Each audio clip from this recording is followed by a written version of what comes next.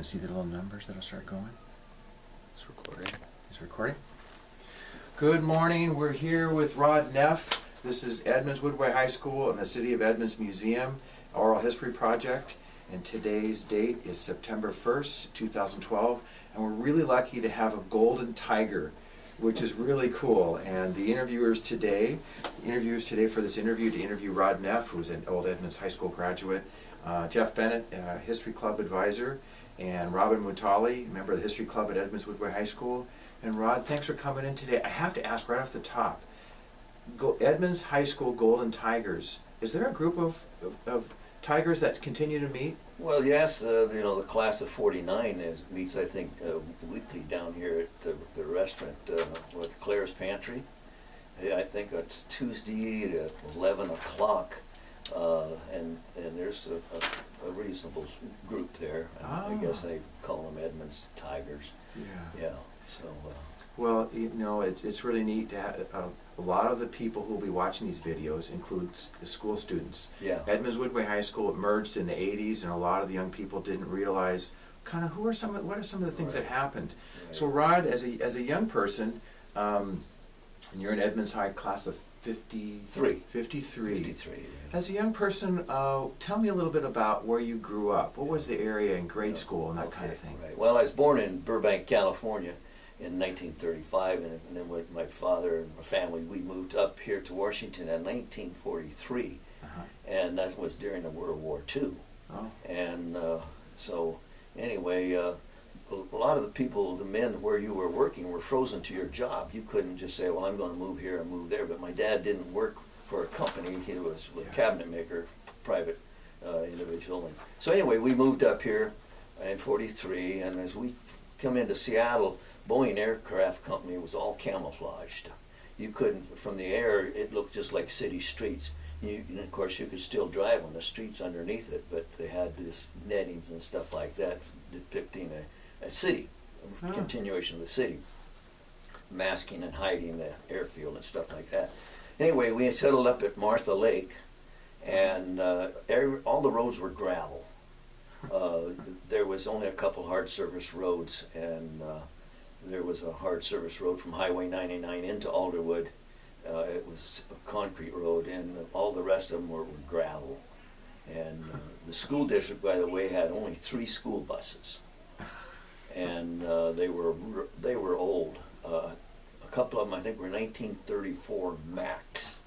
Mac, M-A-C-K, is a truck, and they built bus bodies on it. Real old one. Had a bulldog out on the hood, representing that's their logo. But anyway, we moved out there onto a couple acres, and my dad was from Indiana. He had a farm boy, and he right away we bought a cow, a black Swiss cow, and then we got some pigs, and then we had chickens, and there was quite a few fruit trees on this property that we bought. And so anyway, the cow gave more milk than we could use, so that we bought a separator, a cream separator, and separated the cream and the milk, and we would feed the skim milk to the pigs. Oh.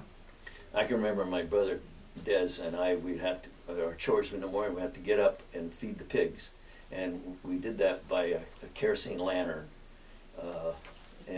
So anyway, it was interesting.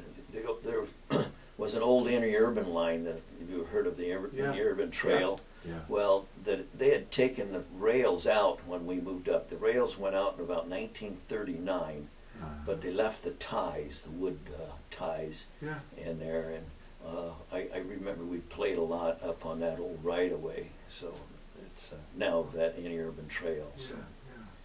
Yeah. So in that time period, was it? So it was fairly common where you lived in that Martha Lake area. Just very rural. Were there other families that did similar kinds of things? Chicken coops, a dairy cow, and right? Kind of lots of chicken coops, and strange as it seems, a lot of the coops never ever had chickens in them. But see, Pope and Talbot, when they logged off the country up here, they scratched their head and said, well, now what are we going to do with these thousands of acres of land full of stumps? Yeah. What are we going to do? And so they said, well, let's make little farmettes out of them. Yeah. And so they got their heads together and they put water in, and the water was because you had to have a well early on, and the water line was wood, and it was wrapped with a steel rod or wire, and then they put hot tar on it, and they coupled them together, and so all the water lines was there, but that was enticing to the people that was looking for small farms and stuff like that. So anyway, they built a model farm up in Alderwood, and it was to show these people, well, what you can do. Their idea was to raise chickens and get the eggs and sell the eggs. And with the interurban being in, that the husband or wife could jump on the interurban and go to town and to a job in Seattle. Then come home in the evening and tend to the chickens, and this was or produce. That was their commuter system, kind of. Never thought of it. Right, and that was a big selling point to these people who were buying these 2 and 5 acre tracts. And at the same time, Pope and Talbot encouraged, and they built a huge amount of the homes. They always built a chicken house on it, and all sizes of chicken houses. And they had usually a long chicken house would maybe have a feed room in the middle, and it might be 2 stories. Or that the feed room maybe would be on the end, depend upon the layout and stuff like that. But I remember we moved into one place that had a chicken house on it, but never had a chicken in it. I never. Oh my gosh. Yeah, and in the heritage up at Alderwood there, they've got a lot of information showing a chicken and with a huge basket, and she laid 300 and some odd eggs in a year. They called her Babe Ruth. So anyway. So Pope and Talbot, so they purposely, realizing that they had all this land, all the trees are taken out, and probably a lot of western redwood cedar, I think was the big popular tree. And because there had been skid roads down 196 into Edmonds and all over the place, but once the timber was gone, so did they then purposely, almost like real estate agents, then place these chicken coops in some of these big parcels then? Yeah. And of course the roads were the old logging roads. That's why there's a lot of roads up there that are so crooked, and again they were gravel. And would that kind of help explain maybe some of Briar and Montlake Terrace, because they were always very crooked, and then they went the easiest way. If there was a big bank here, they'd kind of route around it or something like that, Locust, Larchway, were those some of the logging roads right, then? and they went, Pope and Talbot named them after trees and fruit trees and vegetation. They've Winesap and Gravenstein, those are all old road names that are up there. Now they've got street numbers, they've changed it to, but there's still a few up there, Larch and Locust and so on. So those are the company names, huh? As a young, so you had chores, and you were doing them by kerosene lamp, right? And so you had tend to the animals, feed the hogs. Did you say you had chickens as well? Yeah, chickens. Yes, and then another thing, there was a lot of trees on the front of the property, and my dad had us whitewash those things. And whitewash was a mixture of lime and water, and they give you what they call a 3-knot brush. It was a brush that you could hold in your hand, and anyway, it was we'd dip it in, and then we'd get it on the, well, the bark was real rough and irregular, and we had to work and get this whitewash in there. This was an old thing that they did, I guess, in the Midwest or something, being he was Indiana born. And have nice fences that were always whitewashed. Yeah. Almost like a Mark Twain story, right. And was that like, so that was part of like being a young person, got to go whitewash the fence. Right. Were a lot of the lumber that was used around here, even in the 30s and 40s, was it rough cut stuff that maybe hadn't had? Well, a lot of the houses built, were rough cut. They didn't plane it, and when you said a 2x4, a 2x4 in those days was a real 2 by 4 inches. Oh. And then later years they planed them down, and they're not quite a 2 by 4 in dimension. So. When you moved in and during the war years, do you remember some of the adult jobs that when I was trying to think about business in Alderwood and Edmonds, I understand the last of the timber operations on the waterfront, like 1951 or something, like kind of wrapped it up. Right. But what were some of the other forms of industry or commerce that, or adult jobs that were out there? During the war, a lot of the war people in the area worked at Payne Field. My dad got a job over there at Payne Field, and we could hear them play the taps at night over there at Payne Field. Now, see, all the vegetation hadn't really grown up like it has now, and of course that blocks off sound, your vegetation. And the trees, there was trees, and they were huge trees, but when the wind was right, we could hear them play the taps from Payne Field. Did it have a fair amount of like military Oh, it was a large going field. on? And because I've heard stories about Mukilteo and the ferry landing, and I think they call it Japanese Gulch or something or other, right. and supply ships and all kinds of things were going on. So Yeah. your dad worked up there. What kind of? He was a carpenter, and of course they were really busy. I had a lot of people up there. There was P-38s. That's a Lockheed air-built airplane, and my dad worked for Lockheed down in Burbank, California. But anyway, they had a squadron of P-38s out there. I can remember them flying over, and so. But there was a lot of employment there, and and at Boeing. Boeing had a plant. A small plant up in Everett, on the corner of Rucker and Pacific. It's now some sort of other building, but it was, they commandeered a lot of buildings because they were building that B-17 in Seattle, and and thousands and thousands of them. So wow. As a young person, now how many kids in your family? There's 5. There was oldest was a boy, and then the next was a sister, and then Des, myself, and then I have a younger brother. The 2 oldest siblings have passed on. So your mom must have been pretty busy. Yes. I mean, watching out for all you guys. Right. Well, my mom made soap, lye soap, from fat, and this is way back when she was a girl, young girl and stuff. And times were tough for them people back there in those days, but I can remember making cottage cheese out of the skim milk, putting it in a sack and letting the whey drain off of it. And so, and of course, we made butter. We had the cow and got the cream and made butter and made homemade ice cream.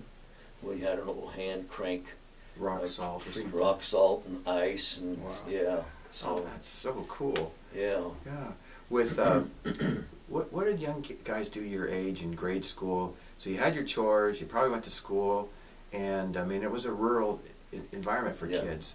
For young kids, let's say in grade school age, what were some of the things that you guys would do? Well, we would play out in the woods, and one thing we would do, we would climb up the tree. First of all, get this tree so it almost ready to fall over.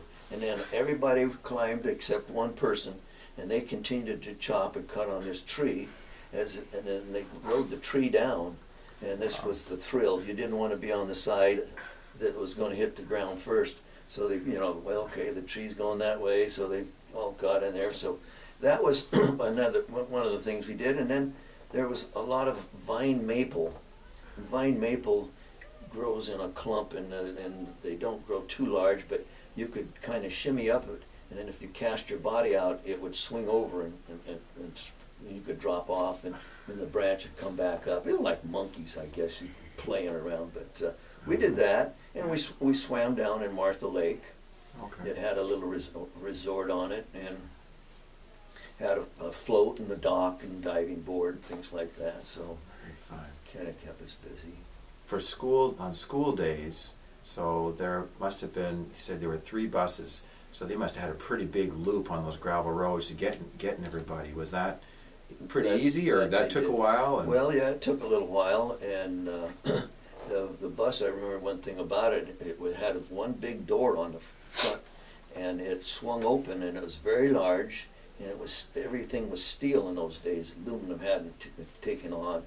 And so anyway, the driver would have a handle, and he could pull it, and the door would swing closed, and then it would, what we call, cam over and stay lashed.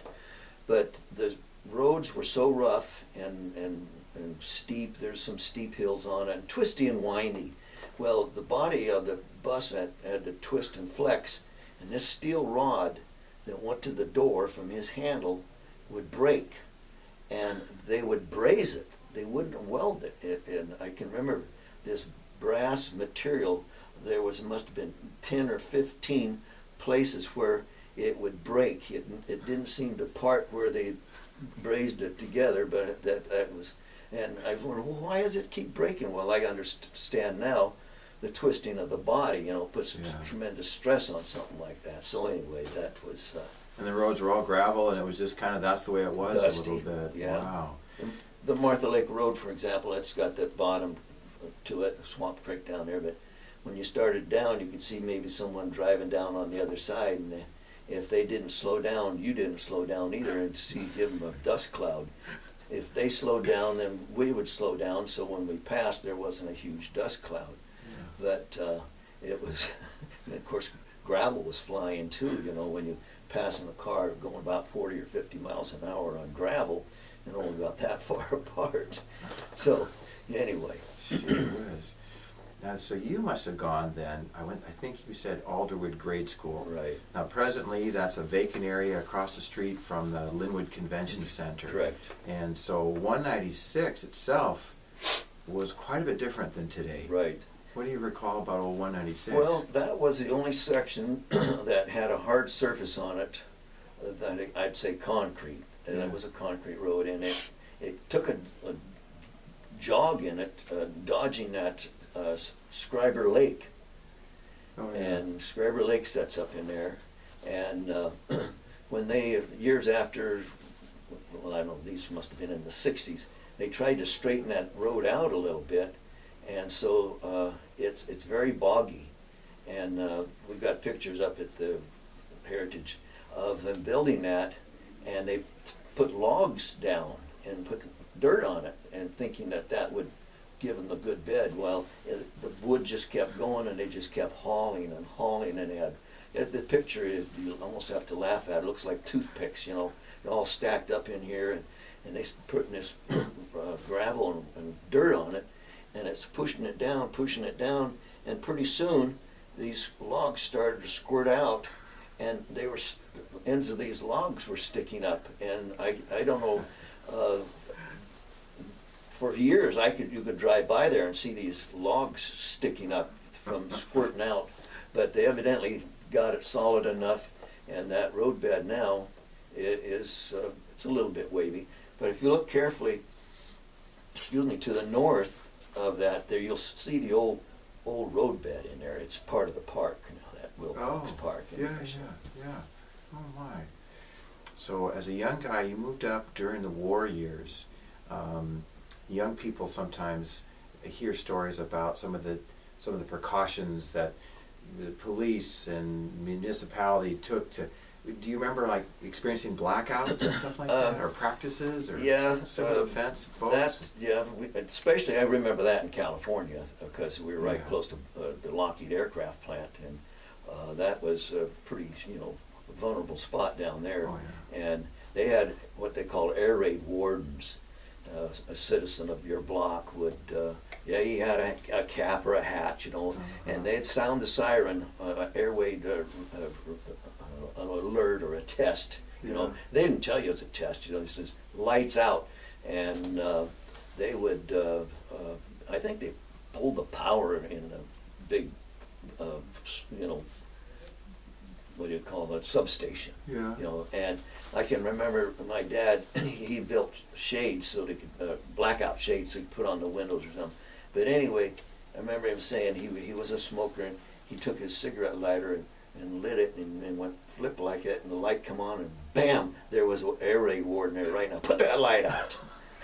Like he must have been standing next to him. He was there right now. And so they were really strict on that. So in case, for the Japanese, they shelled the coast of California. They had some fuel tanks along the coast down there, and it's no military secret. The Japanese had a sub, they surfaced and took some shots at those tanks, but nothing ever ignited. Yeah. So. So you're at Alderwood Grade School. I mean, today, most schools, if you go to a school, grade school, there's maybe even in a fifth grade class, there might be 32 kids in there. How small was that school at that time when you were a kid? Well, there was about 30-some kids in the class, and they had two classes, usually second grade, two of the third, fourth, fifth, and on up. And they would call them A and B, 7th A, 7B. And it didn't, they didn't try to push the more intelligent one direction or the other, you know, so. Did it go through grade 8? Yes. And then you would go to the high school? Then we went to high school, right. And the only high school of all the Edmonds School District boundaries, the only high school was downtown Edmonds, the building built in 1910, the brick thing. Right. Had it been expanded when you by the time you got there? They expanded that about 1940 or something like that. Yeah. And yeah, it was the only building, or only high school in the South County there. But so you went to high school, and as a high school kid, so it was grades 9, 10, 11, 12, downtown Edmonds. Downtown Edmonds must have been quite a bit different. So you started like in 1949. 49. Right. What were some of the things that were so different about 1949 downtown Edmonds? Well, they still had a big, I remember a big barn or deal down on 3rd Avenue, a livery stable or something like that. I remember that, but there were still steam engines running up and down the railroad. Really? Yeah. Oh. And then of course the ferry boats. You could hear the ferry boat, and they had a foghorn down on the ferry dock, and it was a siren. And of course it gets foggy in Edmonds sometimes all day long. You know, you hear this siren, you know, every 5 minutes, because the ferry would dock on that sound, by the sound of that siren. And yeah, no radar. That's true. Yeah. Oh my. And so and they had it was Pointer Willamette was a company that was down in Edmonds still running it, and they were still building submarine nets down there. And I know a lot of the high school kids. You mean here in Edmonds? In Edmonds, right down on the building waterfront. Submarine nets? Where would they do that? Well, they were building them. Of course, they'd ship them all over the country. But the submarine nets, they had them in the waterway leading into Bremerton Shipyard. Oh. And they had them on log booms or something. And when a ship went through, they'd open it up, and a big ship could go through, and they'd pull it back. And they were made out of a real strong cable. And this was quite a job. The hoops, I have to talk to some of these guys that.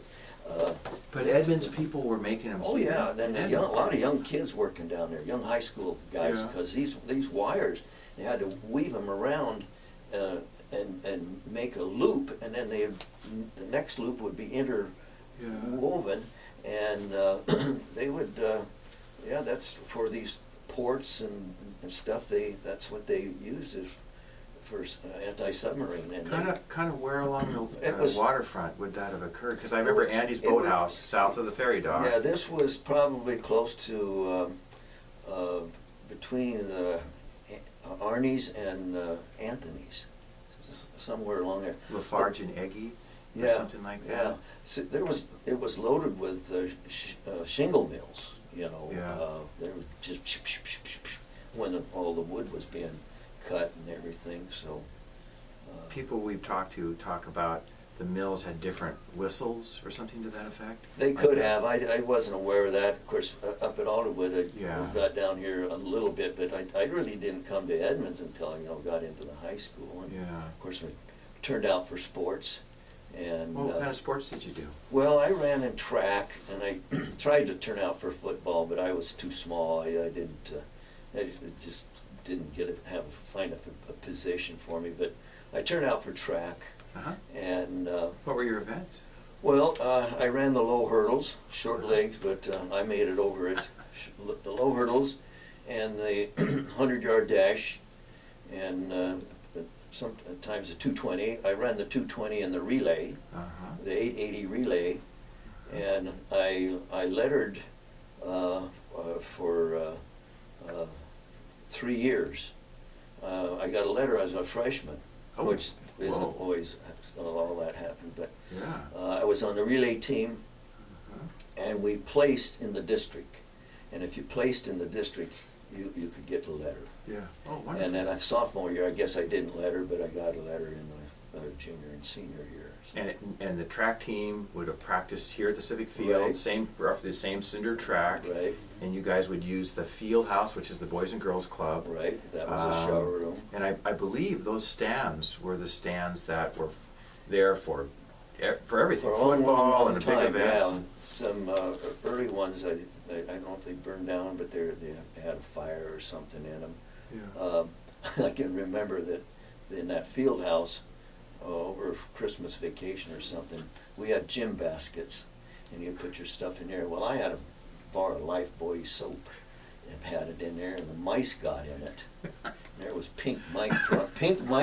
mouse droppings all over the place. And of course, then there's the days that they would throw guys would throw a kid out the door without any towel or something, and shut the door, and it was quite the. So were there shower facilities in there Oh, too? yeah. So that you could do your practice, whether it was Yeah. football or track, Right. and then shower up. You guys shower up before you we get out of showered, here. yeah. Every practice we showered. They had towels and things like that nowadays, or in those days. Oh, sure. Was And- Coach Rowe? Coach Rowe, Rich Rowe, and Stu Smith. Uh-huh. Stu Smith was the track coach, Yeah. and it was interesting. Good. That the field wasn't fully developed. The football field was, and it was Yeah. the only one in the area that was dirt. It was dirt, It's sand. still, I just can't believe that. Oh man, oh boy! And all the other schools had turf fields, but anyway, the track field was went derelict or something, and they were working on it, trying to get it up so we could really do a real good run around on it and stuff. Yeah. But I remember one night that I did get to play for a little bit near the end of the game and playing Mount Vernon or something like that. I think there was a guy named Joe Day. He was a coach in Mount Vernon. He's an Indian fellow. Anyway, they played dirty. When you went down, they'd jump on you and they'd like this. With the sand? Yeah, sand. Oh. And most of the guys knew when you went down, you closed your eyes. Well, I didn't. I went down and didn't close my eyes. I stagger off the field, trying to get sand out of your eyes, But, yeah, the teams were Marysville, Mount Vernon, Anacortes, Burlington, Arlington, Marysville, Snohomish, and Edmonds that was in the league. In 1949, they had a very good team. They were undefeated for a long period of time. Did players have to wear like a jacket and a tie on game days, and they put trains sometimes maybe to go to games, or did they just go buses? Oh, the team had a bus, Yeah. and then of course the student body would pile in one or two buses, and they'd bus the student body to the opposing game, and so it was interesting in that way. And then they had a boxing team.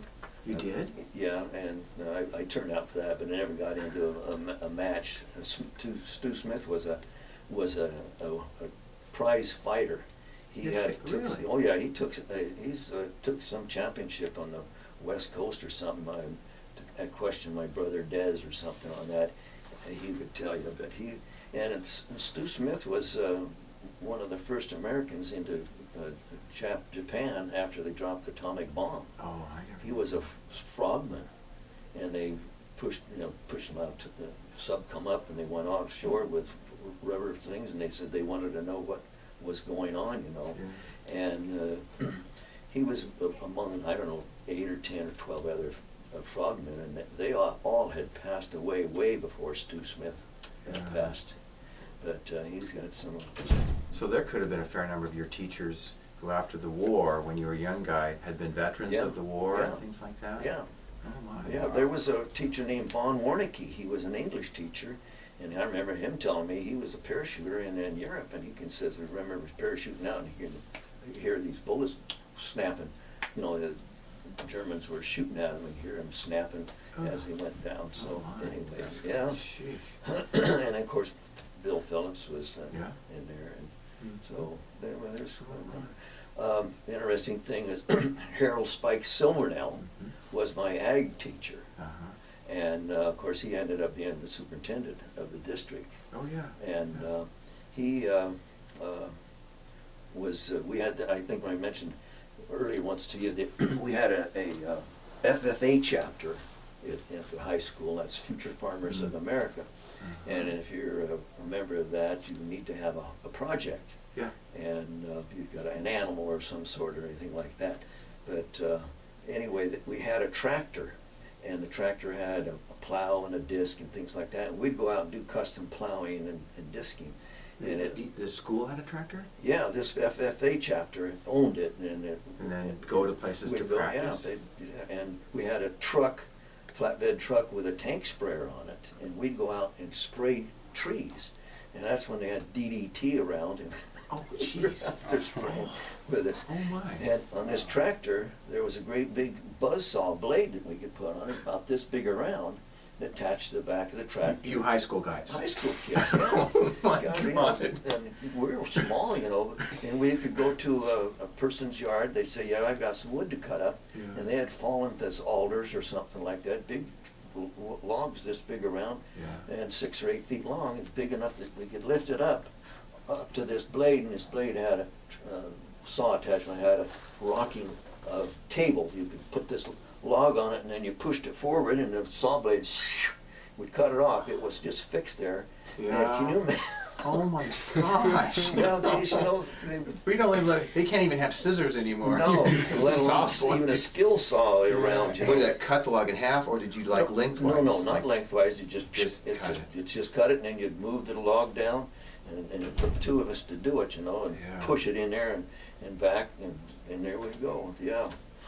And then, of course, we took trips every spring. The FFA boys would jump in a truck, and it usually took 2 trucks, and the bookies feeding something up on the highway there, loan us a truck, and we'd take off, and we'd maybe go to Portland, and from Portland we'd go up the Columbia River, Bonneville Dam. That's when they were building all these dams, and they had models there at Bonneville of what these dams were going to look like, and so on and so forth.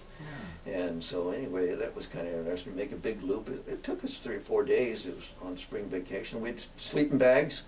And Camp out? and that was it. We went to Canada, Yeah. and Oh, up there we got locked in the restaurant. This owner up there, he thought we were going to run on him. So Yeah. as soon as we all got in there, he locked the door, unbeknownst to me, or us, you know, ordered our dinner and everything, and started paying. We go to the door, it's locked.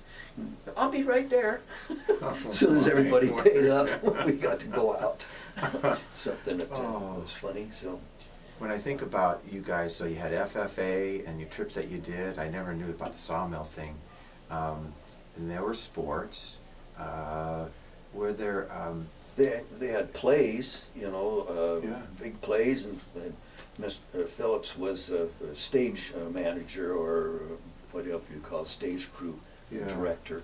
Because the current auditorium was there, because I think it was like 1939 or something. And yeah, they had a regular stage crew deal. That was a class. They could earn credits for it. Yeah. And I can remember my buddy that was in FFA with, we had the welding ability over there, and they wanted a perfume bottle made, and that they'd have a singer come out of it. And it was big. It's a 6-foot big platform and 6 foot high. And so this guy's name was Willis Williams, and they came over and wanted to know if we could make it. And yeah, we can make it. So we got pipe for standards, you know, and put a top on it with a stopper, and it had a light in it, and then put this semi-opaque pink plastic around it, and it looked like it was a half-filled perfume bottle, you know, and we put doors on it, and the stage opened up, and the people, oh, you know, they saw this beautiful piece of, like, Hollywood prop, you know. So anyway, and the doors opened, and a girl named Julie Einerson, she came out and sang a song, and the picture's in our class annual of her doing that. And so we had projects. You could make chisels and and trailers. We built trailers. My buddy Willis, he built a horse trailer. Oh my. Tandem axle horse trailer. I built just a little cargo trailer, and it is still around. It What do you mean, like around town? Well, Or- yeah, I think it's in California, Arizona now, but I bought a special axle for it and Yeah. everything. So. All right, so there was, we're down to 5 minutes. So metal shop, wood shop, theater, sports. I'll tell you another thing. Yeah. We even had a cider press as an FFA. We'd go out and gather apples in the neighborhood. We pressed up apple juice and cider, and and we sell it at the football games. No way. Oh, Yeah, my God, can that's you imagine wonderful. that happening nowadays? Safety and health standards, they'd pass out. Yeah. Oh my Oh, goodness. we did a lot of things. Oh It's man. You know, I've got 5 minutes left. I was, you know, the high school experience is something that's so different now. So you had dances, I think, were held at the gym. Yeah. I think there was a building, an opera house that sometimes would serve for that, but maybe there was the gym because the gym was built. Most of the school dances were held there, but then after football games or maybe things like that, there was down at the, I don't know, it's a Mason Hall or something. It's down here on, I think it's Dayton. Near right? Middletown? Yes, Yeah. on Dayton Street. Yeah, So right near there the. would be activities there? Yeah, yeah. Did you guys, were there soda shops that, I mean, like Benz's? Was Yeah, that open Benz's. then? That's my sister-in-law, Dez's wife's mother owned that Benz's confectionery. And that was a real soda shop, I understand. Yeah. I mean, Yeah, with the spigots yeah. and all that stuff. Marble Bar and. And you must have gone to the Princess Theater Princess once in a- Theater, yeah. What was a ticket? Oh, I don't know. It was cheap. I remember the theme song of it. Sunset. I think it's Sunrise Serenade. They had a theme song? Oh yeah, that in the theater it played before the movie came on. Oh. I didn't, Yeah, I and never then knew. during intermission. Oh, Yeah. really? Oh, my word. We've got just a couple of minutes left. As far as you've stayed in this area your whole life. Yep. What are the reasons why? Because I'm like you. Well- what was it about staying in this area that was so? I just like it. The weather's great. You know, you get a little bit of everything. You know, snow, rain, sun, Mhm. and of course we're pushing 40 days of sun right now. Yeah. Oh, that's So, wonderful. and of course, my family was here, and I went in the military, and I ended up over here in Olalla, and met my wife, and married her, and so. Yeah. And you get together with some of your tiger buddies once in a while? Is that? Yeah. So there's a little group that gets together and has breakfast from time to time, Right. or that kind Yeah. of thing? Yes. And so I just keep staring at that golden tiger, you know. As an Edmonds Tiger of 1970, I'm so glad that folks get together. It's just really neat, and I want to thank you so much, Rod. Last question, you're Rod. I always ask everyone I interview, Yeah. so how did you get the name Rod? Tell me about Rod. Well, my real name is Rodney, but my Oh. nickname was Skip, and I went through school and Skip. And Mr. Hatch up at the school says, "What's your real name?" I says, "It's Skip." He says, "Nobody's real name is Skip." And so anyway. I never knew. It's yeah. actually Skip, but you It's- go by Rod. Yeah. Oh, Right. my. Right. So, Well, I want to thank you so much. This is really wonderful. We'll make a DVD copy for you. okay. And thank you so much, and thanks for being a great Edmonds Tiger. Well, thanks.